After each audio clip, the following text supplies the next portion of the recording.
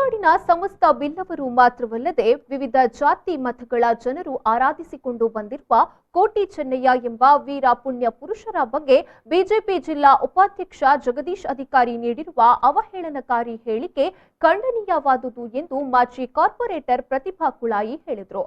ಅವರು ಈ ಬಗ್ಗೆ ಸುದ್ದಿಗೋಷ್ಠಿ ನಡೆಸಿ ಮಾತನಾಡಿ ಬಿಜೆಪಿ ಮುಖಂಡ ಜಗದೀಶ್ ಶೆಣವ ಹೇಳಿಕೆ ಖಂಡನೀಯ ಎಂದು ವ್ಯಕ್ತಪಡಿಸಿದರು. ಕೋಟಿ ಚೆನ್ನಯ್ಯರು ತುಳುನಾಡಿನ ಉದ್ದಗಲಕ್ಕೂ ಗರಡಿ ನಿರ್ಮಿಸಿದ್ದು ಜನಮಾನಸದಲ್ಲಿ ಅಚ್ಚಳಿಯದೆ ಇಂದಿಗೂ ನೆಲೆ ನಿಂತಿದ್ದಾರೆ.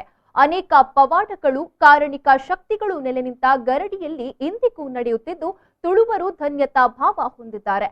ಹೇಗಿರುವಾಗ ಬಿಜೆಪಿ ಮುಖಂಡ ಜಗದೀಶ್ ಅಧಿಕಾರಿ ಎಂಬ ಇತಿಹಾಸ ತಿಳಿಯದ ರಾಜಕಾರಣಿಯೊಬ್ಬ ಕೋಟಿ ಚೆನ್ನಯ್ಯರ ಬಗ್ಗೆ ತೀರಾ ಕೆಟ್ಟದಾಗಿ ಮಾತನಾಡಿರುವುದು ಖಂಡನೀಯ ಎಂದು ಹೇಳಿದರು. ಜನಾರ್ದನ ಪೂಜಾರಿ ಅವರು ನಮ್ಮ ಅವಿಭಜಿತ ದಕ್ಷಿಣ ಕನ್ನಡ ಉಡುಪಿ ಜಿಲ್ಲೆ ಕಂಡ ನಿಷ್ಕಳಂಕ ರಾಜಕಾರಣಿ.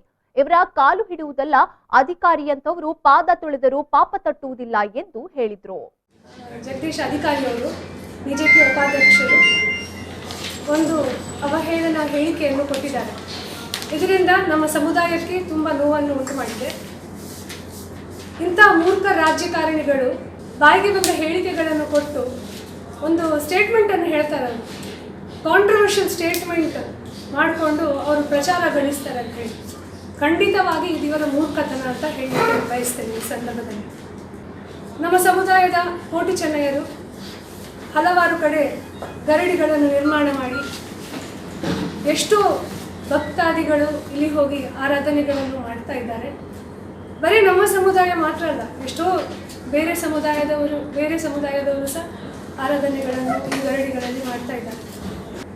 ಬಿಜೆಪಿಯವರು ಮಾತಾಡಿದ ಕೂಡಲೇ ಧರ್ಮದ ಬಗ್ಗೆ ಮಾತಾಡ್ತಾರೆ, ಧರ್ಮವನ್ನು ಗುತ್ತಿಗೆ ತಗೊಂಡಾಗೆ ಮಾತಾಡ್ತಾರೆ.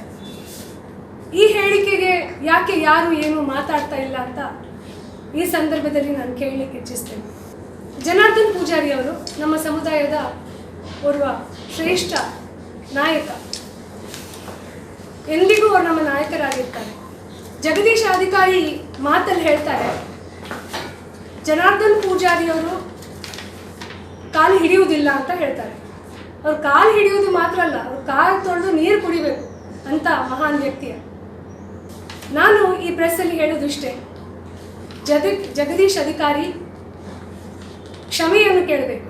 ಅದು ನಮ್ಮ ಗರೋಡಿಗೆ ಬಂದು ಕೋಟಿ ಚೆನ್ನಯ್ಯರನ್ನು ಅವಮಾನಿಸಿದ್ದಕ್ಕೆ ಕ್ಷಮೆಯನ್ನು ಕೇಳಬೇಕು.